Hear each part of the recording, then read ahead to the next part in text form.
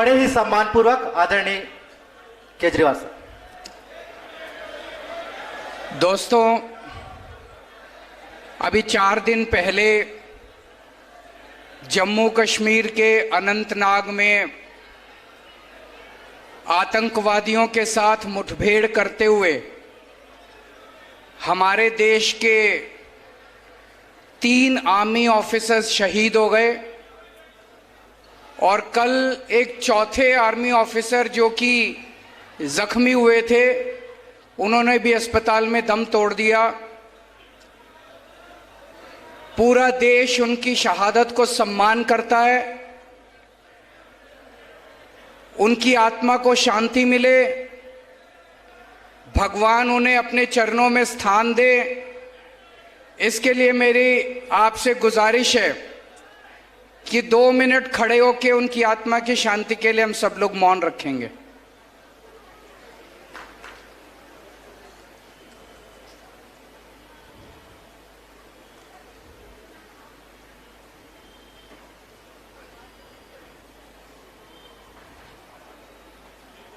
ओम शांति शांति। बैठ जाइए। दोस्तों, अभी 4 दिन पहले जम्मू कश्मीर के अनंतनाग में आतंकवादियों के साथ मुठभेड़ में हमारे देश के 3 जवान शहीद हो गए। कर्नल मनप्रीत सिंह पंजाब के रहने वाले थे, मेजर आशीष ढोंचक हरियाणा के रहने वाले थे,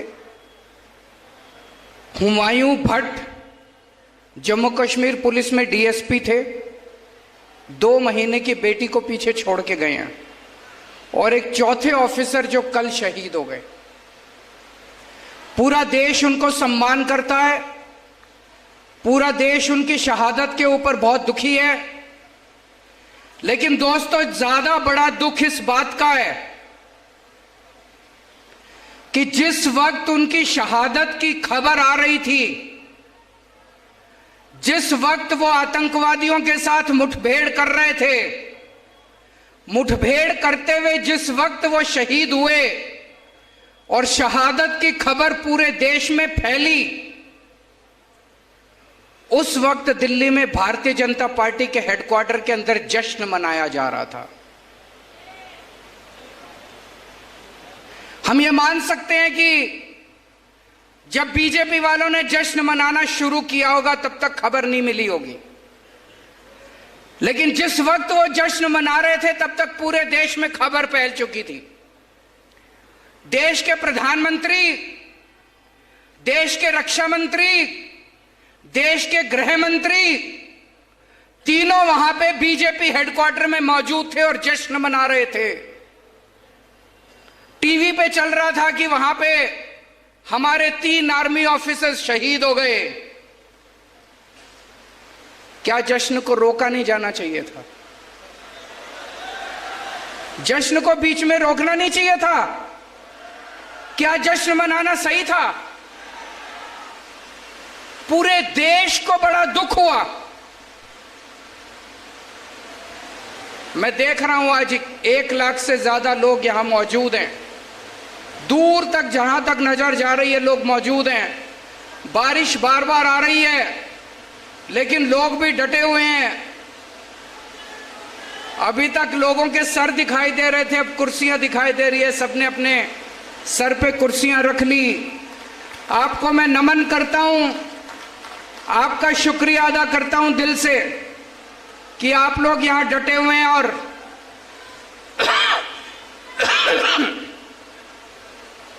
सारा देश इस बात से ज्यादा दुखी है। हमारा पहला दुख है कि हमारे 4 आर्मी ऑफिसर्स शहीद हो गए। हमारा दूसरा बड़ा दुख है कि हमारे देश, जब वो हमारे जवान, हमारे आर्मी ऑफिसर शहीद हो रहे थे और मुठभेड़ में मारे गए, हमारे देश के प्रधानमंत्री, गृह मंत्री और डिफेंस मिनिस्टर जश्न मना रहे थे। तीसरा बड़ा दुख है, आज 4 दिन हो गए इस बात को 4 दिन पहले वो मुठभेड़ में शहीद हुए थे। अभी तक प्रधानमंत्री ने उनके दुख में 2 शब्द नहीं बोले हैं, एक ट्वीट नहीं किया। हर चीज पे ट्वीट करने वाले प्रधानमंत्री, हर चीज पे ट्वीट करने वाले गृह मंत्री। हमारे देश के 3 जवान शहीद हो गए आतंकवादियों से मुठभेड़ करते करते। क्या मजबूरी है? आपके मुंह से जबान क्यों नहीं निकल रही है? आपको क्या दुख नहीं होता? इनको देश से कोई लेना देना नहीं है। अभी थोड़े दिन पहले सारी देश की 28 विपक्षी पार्टियों ने मिलकर एक गठबंधन बनाया। सुना आप लोगों ने? एक गठबंधन बनाया देश की 28 पार्टियों ने मिलकर, उसका नाम रखा इंडिया। 28 पार्टियों ने मिलकर गठबंधन बनाया, उसका नाम रखा इंडिया। इन लोगों को इतनी चिढ़ मची, ये बीजेपी वाले इतने बौखला गए, बोले हम भारत का नाम बदलेंगे, अब इंडिया नहीं बोलेंगे। अरे तुम्हारे पिताजी का इंडिया, 140 करोड़ लोगों का इंडिया है, 140 करोड़ लोगों का इंडिया, तुम्हारे पिताजी का इंडिया नहीं है। इंडिया हमारे दिल में बसता है, भारत हमारे दिल में बसता है, हिंदुस्तान हमारे दिल में बसता है। अरे किस किस के दिल से निकालोगे तुम इंडिया? एक बार जोर से सारे जने बोल दो, I love my India, I love my India, I love my India. हम अपने भारत से प्यार करते हैं। भारत माता की, भारत माता की। हम अपने हिंदुस्तान से प्यार करते हैं। सारे जहां से अच्छा।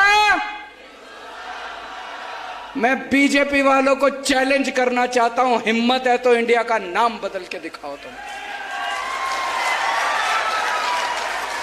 140 करोड़ लोगों का इंडिया है, 140 करोड़ लोगों के दिल में बसता है इंडिया। थोड़े दिन पहले तक, पिछले साल तक ये लोग प्रोग्राम चलाते थे, digital India, stand up India, क्या क्या था, make in India, skill India, हाँ जी, ले देखो इंडिया। ये इतने प्रोग्राम चलाते थे इंडिया इंडिया पे। ऑपोजिशन वालों ने अपना नाम इंडिया रख लिया तो कहते हैं हम इंडिया नाम बदलेंगे। कल हम लोग अपना नाम भारत रख लेंगे तो तुम भारत का भी नाम बदलोगे। हम अगली मीटिंग में ऑपोजिशन वाले सारे मिलके अपने गठबंधन का नाम भारत रख लेंगे तो तुम भारत नाम भी बदलोगे। तुम्हारे पिताजी का है भारत, तुम्हारे पिताजी का इंडिया। खबरदार अगर तुम लोगों ने इंडिया का नाम बदलने की हिम्मत की तो 140 करोड़ लोग उठ के बीजेपी वालों को इस देश से बाहर भगा देंगे।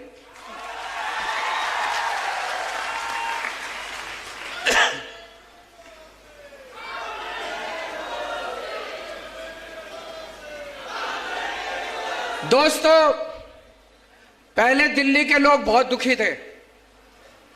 एक बार ये पार्टी, एक बार वो पार्टी, एक बार ये पार्टी, दोनों ने सेटिंग कर रखी थी, 5 साल तुम, 5 साल हम, 5 साल तुम, 5 साल हम। पंजाब के लोग बहुत दुखी थे, वहां भी एक बार ये पार्टी, एक बार वो पार्टी, एक बार ये पार्टी, एक बार वो पार्टी। दिल्ली के लोगों ने तय कर लिया अब दोनों पार्टियों का बेड़ा गर्क करो। दोनों पार्टियों को हटा के दिल्ली के लोगों ने एक नई पार्टी को मौका दिया, आम आदमी पार्टी को। हमने इतना अच्छा काम करा, इतना अच्छा काम करा, लोगों के स्कूल बनवाए, अस्पताल बनवाए, बच्चों के रोजगार का इंतजाम करा, बच्चों की शिक्षा का इंतजाम करा, बिजली फ्री कर दी। 3 बार लोगों ने जम के बहुमत दिया हमको, 3 बार, तीसरी बार सरकार बन गई हम लोगों के पंजे। फिर पंजाब में पंजाब में लोगों ने इतना भारी बहुमत दिया, पंजाब के लोगों को पता चला अरे दिल्ली के लोग तो बड़े खुशहाल हैं, दिल्ली के लोग तो बड़े सुखी हैं, हम भी देंगे इनको मौका। पंजाब के लोगों ने मौका दिया। अभी मैं 3 दिन पंजाब का दौरा करके आ रहा हूं। पंजाब के लोग भी बहुत खुश हैं, वहां भी स्कूल बनने लग गए, अस्पताल बनने लग गए, लोगों का इलाज मुफ्त होने लग गया, पंजाब में बिजली मुफ्त हो गई। छत्तीसगढ़ वालों, आप भी एक मौका आम आदमी पार्टी को देके देखो। इन दोनों पार्टियों को भूल जाओगे, मैं कह रहा हूं। एक मौका दे दो, अगले 50 साल तक आप इन दोनों पार्टियों को वोट नहीं दोगे, मेरा चैलेंज है। मैं आज आपको 10 गारंटी देके जा रहा हूं।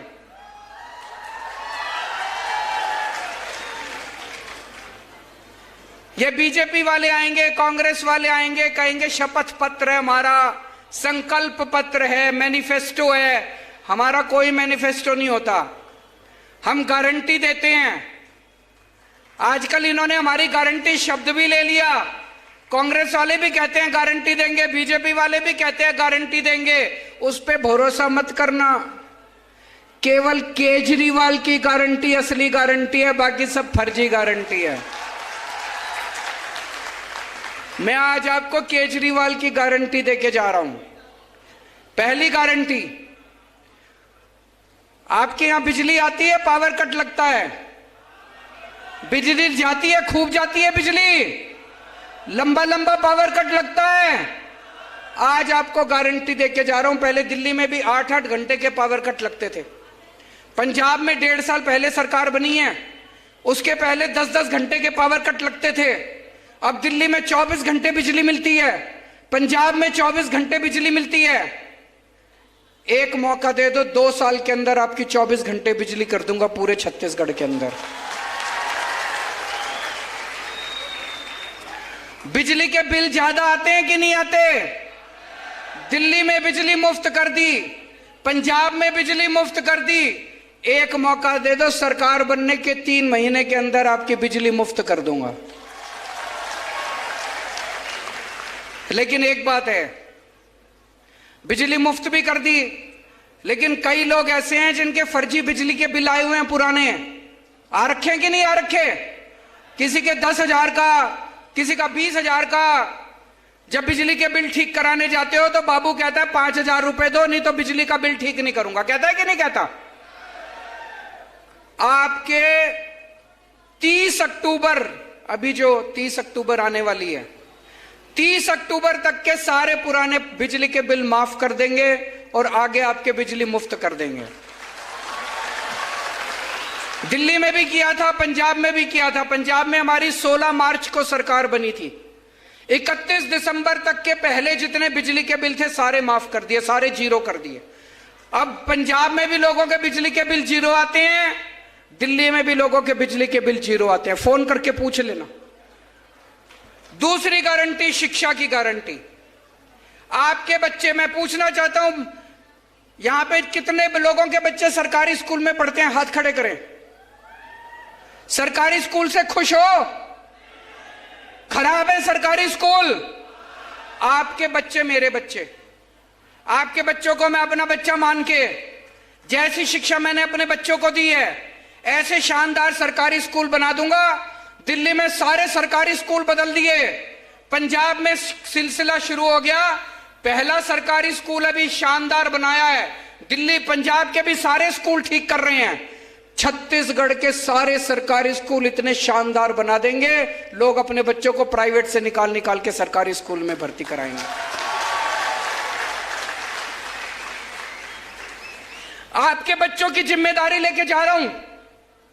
कोई पार्टी नहीं कहेगी 75 साल हो गए भारत को आजाद हुए, मेरे को बता देना किसी पार्टी ने आके आपको कहा हो कि आपके बच्चों को अच्छी शिक्षा दे दूंगा। कोई पार्टी नहीं कहेगी। कोई पार्टी नहीं चाहती कि लोग पढ़ें। पार्टियां चाहती हैं लोग अनपढ़ रहेंगे तो हमारा वोट बैंक बन के रहेंगे, समझ नहीं रहेगी। मैं चाहता हूं आपके बच्चे तरक्की करें। मैं चाहता हूं आपके बच्चों को इंजीनियर बनाऊं, डॉक्टर बनाऊं, वकील बनाऊं, आपके बच्चों को बड़ा आदमी बनाऊं। आपके बच्चे डॉक्टर बनेंगे, इंजीनियर बनेंगे, तभी तो गरीबी दूर होगी। होगी कि नहीं होगी? आपके बच्चों की जिम्मेदारी लेके जा रहा हूं, आपके बच्चों को अच्छी शिक्षा दूंगा। और जितने कच्चे टीचर हैं सारे कच्चे टीचरों को पक्का करेंगे। अभी अभी भगवंत मान साहब ने 12,500 कच्चे टीचरों को पक्का किया है पंजाब के अंदर पिछले हफ्ते। आपको स्वास्थ्य की गारंटी देके जा रहा हूं। आज अगर घर में कोई बीमार हो जाए, भाई साहब सब कुछ लुट जाता है। बड़ी बीमारी हो, हार्ट अटैक हो जाए, कुछ बड़ी बीमारी हो जाए, जमीन बेचनी पड़ जाती है, गहने बेचने पड़ जाते हैं। और बड़ी बीमारी तो छोड़ो, अभी हमारे छत्तीसगढ़ के अध्यक्ष बता रहे थे कि कैसे अगर छोटी बीमारी भी हो, प्रसव भी हो, तभी खाट के ऊपर लेके उसको दूर तक अस्पताल लेके जाना पड़ता है। अस्पताल आसपास गांव के अंदर कहीं नहीं है कि नहीं है? दोस्तों, आपके परिवार के अंदर अगर कोई भी बीमार होगा, चाहे कितनी छोटी बीमारी हो, चाहे कितनी बड़ी बीमारी हो, उसकी जिम्मेदारी मेरी। सबका इलाज मुफ्त कराऊंगा, सारी दवाइयां मुफ्त, सारे टेस्ट मुफ्त, सारा ऑपरेशन मुफ्त। और ये कहने से नहीं होगा, ये केवल मैंने कह दिया, ऐसे नहीं होगा। उसके लिए हमें खूब सारे मोहल्ला क्लिनिक खोलने पड़ेंगे। दिल्ली में 550 मोहल्ला क्लिनिक चल रहे हैं, पंजाब में 650 मोहल्ला क्लिनिक शुरू हो गए। छत्तीसगढ़ के गांव गांव के अंदर मोहल्ला क्लिनिक खोलेंगे। आपके अपने बीमार आदमी को आपको खाट पे दूर लेके जाना नहीं पड़ेगा, आपके गांव में एक मोहल्ला क्लिनिक, गांव क्लिनिक खोलेंगे, गांव क्लिनिक। उसमें आपकी सारी दवाइयां फ्री होगी, सारे टेस्ट फ्री, सारा इलाज फ्री। और अगर बड़ी बीमारी हो जाए, आपके जितने सरकारी अस्पताल हैं, सारे सरकारी अस्पताल शानदार बनाएंगे, प्राइवेट से अच्छे बनाएंगे, उसमें सारा इलाज मुफ्त होगा। चाहे जितनी बड़ी बीमारी हो, 30 लाख 40 लाख रुपए का भी ऑपरेशन है, वो भी आपका फ्री में होएगा, चाहे अमीर आदमी हो चाहे गरीब आदमी। पैसा कहां से आएगा इतना? ये जितनी पार्टियां कहती हैं सरकार तो घाटे में चल रही है, सरकार तो घाटे में चल रही है। जब मैंने दिल्ली में मुख्यमंत्री का पद संभाला, तब भी ये सारी पार्टियां कहती थी सरकार घाटे में चल रही है, सरकार अब दिल्ली सरकार फायदे में चल रही है। मैंने सबकी बिजली मुफ्त कर दी, शानदार स्कूल बना दिए, सबके बच्चों को फ्री में शिक्षा दे रहा हूं, सबका इलाज मुफ्त कर दिया। फिर भी मेरी सरकार फायदे में चल रही है, घाटे में नहीं चल रही। 1.5 साल पहले भगवंत मान साहब ने पंजाब का कार्यभार संभाला। उसके पहले सारी सरकार कहती थी 3 लाख करोड़ का कर्जा हो गया पंजाब पे, पंजाब सरकार घाटे में चल रही है, पैसा नहीं है करने के लिए। ये पैसा भी ले आया, पता नहीं कहां से लाया, और सबकी बिजली भी मुफ्त कर दी, 650 मोहल्ला क्लिनिक भी खोल दिए। अभी किसानों की फसल बर्बाद हुई थी, उनको खूब मुआवजा भी दिया, सारे काम कर रहा है। इसके पास तो पैसे की कमी नहीं है। क्यों? ईमानदार आदमी है। ईमानदार सरकार चुनो, पैसे की कोई कमी नहीं है। इन लोगों ने जो लूटा इतने साल से, इन्हीं से पैसा निकलवाएंगे। इतनी रेड मारी है भगवंत मान ने पंजाब में, पुराने नेताओं पे, पुराने मंत्रियों पे नोट गिनने की मशीनें निकली हैं उनके घरों से, इतने नोट निकले हैं। उन सारे नोटों से उनसे पैसा ले लेके, पैसा वापस ले लेके जनता का इलाज मुफ्त कर दिया, जनता की शिक्षा मुफ्त कर दी। भ्रष्टाचार खत्म करेंगे। एक एक पैसा छत्तीसगढ़ का जो ये लूट के ले गए हैं, इनसे सारा पैसा वापस लेंगे और एक एक पैसा छत्तीसगढ़ के लोगों के विकास के ऊपर खर्च होगा। दूसरी बात, आप जब पटवारी के पास काम कराने जाते हो, दफ्तर में काम, पैसे मांगते हैं कि नहीं मांगते? ये रिश्वतखोरी बंद करेंगे। दिल्ली में हमने एक फोन नंबर दिया है 1076, दिल्ली से ही लगता है, यहां से नहीं लगेगा। उस नंबर पे फोन करो, आप बोलो मेरे को राशन कार्ड बनवाना है, वहां से आवाज आएगी हम आपके घर कितने बजे आए राशन कार्ड बनाने। आपको राशन कार्ड बनाने के लिए कहीं जाने की जरूरत नहीं है, आपके घर आती है सरकारी अफसर, आपके घर आता है काम करने के लिए। छत्तीसगढ़ में होना चाहिए नहीं होना चाहिए? रिश्वतखोरी बंद करेंगे, भ्रष्टाचार बंद करेंगे।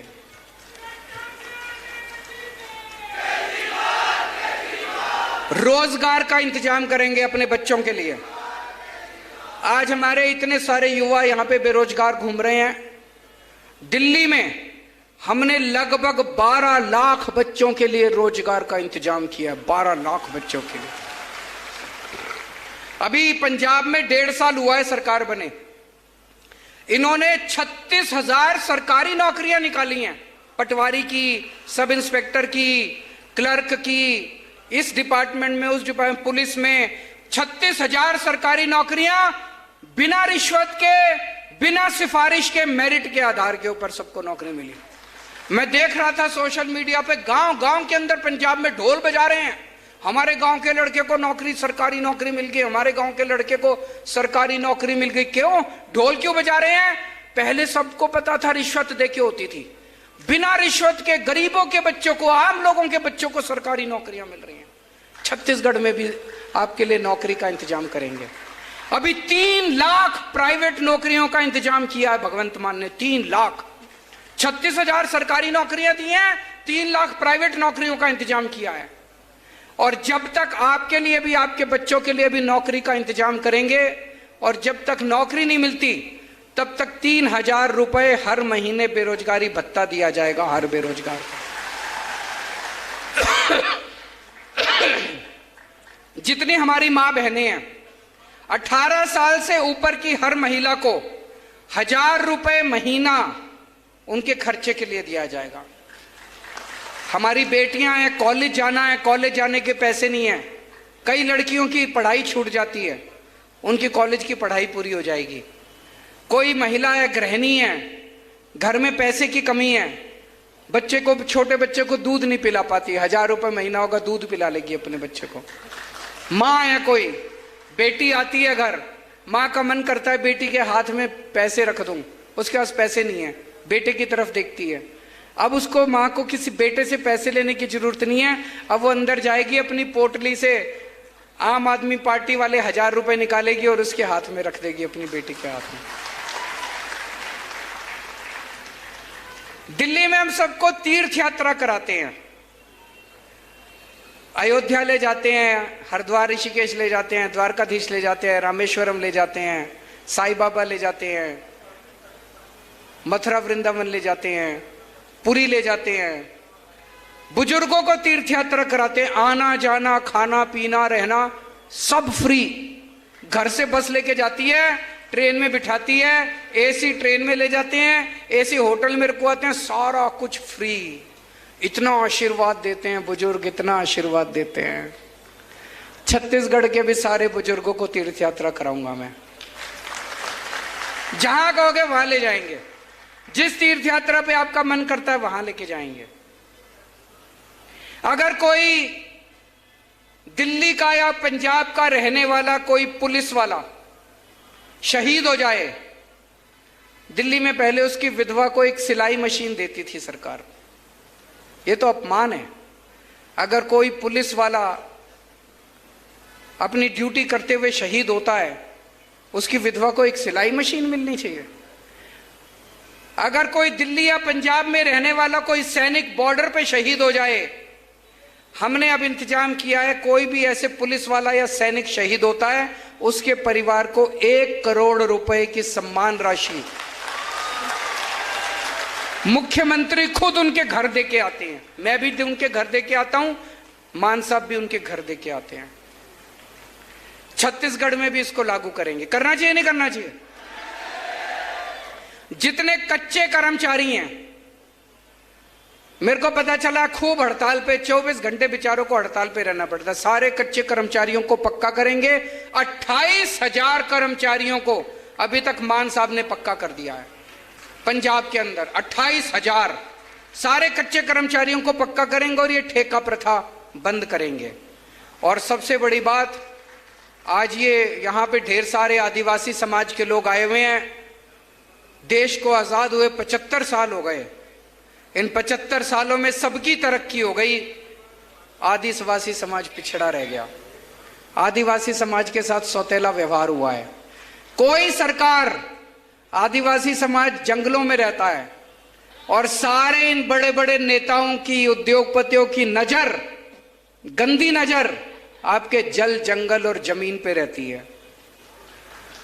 पेसा कानून कहता है कि उसका मालिकाना हक आपका है, लेकिन यह मालिकाना हक देना नहीं चाहते आपको। पेशा कानून कहता है कि ग्राम सभा सारे निर्णय लेगी, ग्राम सभा जो निर्णय लेगी वो प्रधानमंत्री भी उस निर्णय को नहीं पलट सकता। पेशा कानून में लिखा है, ग्राम सभा सुप्रीम है। आज तक सारी पार्टियों की सरकार आई, किसी ने लागू नहीं किया। क्यों? उनकी नीयत खराब थी, उनकी नजर आपके जल जंगल जमीन और जितने मिनरल्स हैं उसके ऊपर थी। हमारी नीयत साफ है, सरकार बनने के 1 महीने के अंदर पेशा कानून लागू कर देंगे और ग्राम सभा को सारे अधिकार देंगे।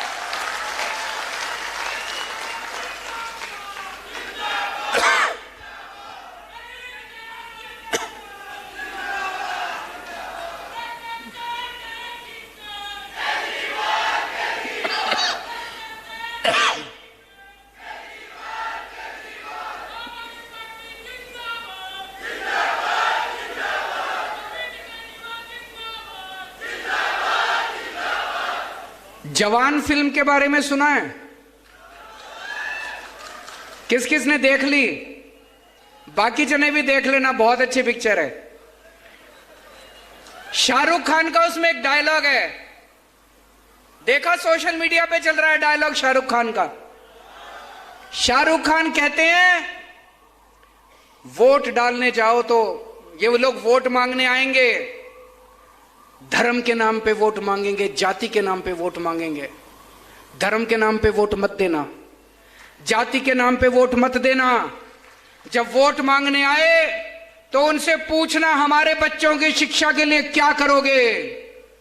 जब वोट मांगने आए तो उनसे पूछना मेरे घर में कोई बीमार हो जाएगा उसके इलाज के लिए क्या करोगे। ऐसा बोलते हैं कि नहीं बोलते शाहरुख खान? सुना है डायलॉग? आज पूरे देश में एक ही पार्टी है जो आपके बच्चों की शिक्षा के लिए और आपके इलाज के लिए काम करती है। कोई पार्टी काम नहीं करती। 75 साल हो गए। इन 75 सालों में अगर इन पार्टियों ने काम कर लिया होता तो हम लोगों को आम आदमी पार्टी बनाने की जरूरत नहीं पड़ती। हम नेता बनने नहीं आए, हमें नेतागिरी करनी नहीं आती, हमें राजनीति करनी नहीं आती। मैं इनकम टैक्स में कमिश्नर था। भगवंत मान साहब बहुत बड़े आर्टिस्ट थे, टीवी पे आया करते थे। हम खुश थे अपनी जिंदगी में। अगर इन पार्टी वालों ने, इन नेताओं ने 75 साल में कुछ कर लिया होता तो शाहरुख खान को जवान बनाने की जरूरत नहीं पड़ती, हमको आम आदमी पार्टी बनाने की जरूरत नहीं। केवल आम आदमी पार्टी, खुल के मैं बोल रहा हूं और मैं चैलेंज करता हूं कोई और पार्टी का नेता बोल दे कि मेरे को वोट दो, मैं आपके बच्चों के लिए अच्छी शिक्षा का इंतजाम करूंगा, मैं आपके बच्चों के लिए स्कूल बनाऊंगा, आपके बच्चों के लिए रोजगार का इंतजाम करूंगा। हमें वोट दो, हम आपके लिए अस्पताल बनाएंगे, मोहल्ला क्लिनिक बनाएंगे, आपके घर के लोगों का अगर बीमार होंगे तो उनके इलाज का इंतजाम करेंगे। कोई पार्टी नहीं बोलती है, केवल आम आदमी पार्टी बोलती नहीं है, करके दिखाया है हम लोगों ने। अच्छा एक चीज बताओ, नेता किस टाइम काबू में आता है? चुनाव के टाइम में, है ना? केवल चुनाव के टाइम में काबू में आता है नेता, बाकी 5 साल शक्ल नहीं दिखाते। 5 साल चुनाव के टाइम में आते हैं, आपके सामने आपके पैर भी पड़ते हैं, फोटो भी खिंचाते हैं आपके साथ, आपकी जी हजूरी भी करते हैं, झूठे झूठे वादे करके जाते हैं। अब इनको बड़ी तकलीफ हो रही है, रोज चुनाव होते हैं, कभी विधानसभा चुनाव, कभी लोकसभा चुनाव, कभी पंचायत के चुनाव, कभी निगम के चुनाव, कभी काउंसिल के चुनाव। इनको बड़ी तकलीफ हो रही है, ये रोज रोज जनता में जाना पड़ता है। इनके ऐशो आराम, इन्होंने खूब अय्याशी कर रखी है, इनके ऐशो आराम में फर्क पड़ रहा है। तो अब ये कि जुमला लेके आए हैं, 1 नेशन 1 इलेक्शन। कह रहे 5 साल में एक ही बार करा लेंगे सारे चुनाव, फिर 5 साल ऐश करेंगे, 4.5 साल पूरी दुनिया में घूमेंगे, पेरिस जाएंगे, अमेरिका जाएंगे, कनाडा जाएंगे, न्यूयॉर्क जाएंगे, टोक्यो जाएंगे, खूब घूम घाम के 4.5 साल बाद आएंगे, फिर आपके सामने हाथ जोड़ के खड़े हो जाएंगे। कह रहे 1 नेशन 1 इलेक्शन कभी मत होने देना।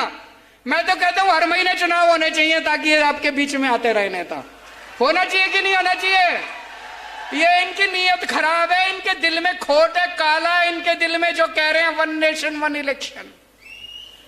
अरे 1 नेशन 1 इलेक्शन नहीं होना चाहिए, one nation one education, one nation one education. अमीर के बच्चों को जैसी शिक्षा मिलती है, मेरे गरीब के बच्चों को भी वैसी शिक्षा मिलनी चाहिए। एक जैसी शिक्षा चारों होनी चाहिए कि नहीं होनी चाहिए?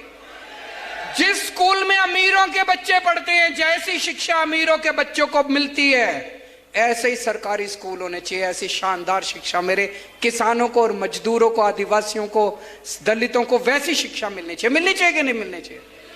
हमें वन नेशन वन इलेक्शन नहीं चाहिए, हमें वन नेशन वन एजुकेशन चाहिए। मेरे साथ जोर से बोलो, one nation one education, one nation one education. हमें वन नेशन वन स्वास्थ्य चाहिए। जैसा इलाज अमीरों को मिलता है, वैसा इलाज गरीबों को भी मिलना चाहिए। मेरे घर में कोई बीमार हो, मैं दर दर की ठोकरें खाता हूं, पैसे नहीं है मेरे पास, जेवर बेचना पड़ता है, जमीन बेचनी पड़ती है। क्यों? भारत में पैदा हुआ हूं, भारत सरकार की जिम्मेदारी है कि अगर मेरे घर में कोई बीमार हो तो मेरे को अच्छा इलाज मिलना चाहिए। भारत सरकार की जिम्मेदारी है, राज्य सरकार की जिम्मेदारी है। अगर वो जिम्मेदारी पूरी नहीं करते, इस्तीफा दे दें वो लोग। वन नेशन वन स्वास्थ्य चाहिए, एक जैसा स्वास्थ्य होना चाहिए। जैसे इनको फोर्टिस में, मैक्स में, अपोलो में बड़े बड़े अमीरों को जैसा इलाज मिलता है, मेरे सरकारी अस्पतालों में गरीबों को भी वैसा ही इलाज मिलना चाहिए। आज आप इतनी भारी संख्या में आए, इतना प्यार दिया, इतनी मोहब्बत दी। एक मौका देके देखो आम आदमी पार्टी को, आप सारी पार्टियों को भूल जाएंगे। भारत माता की।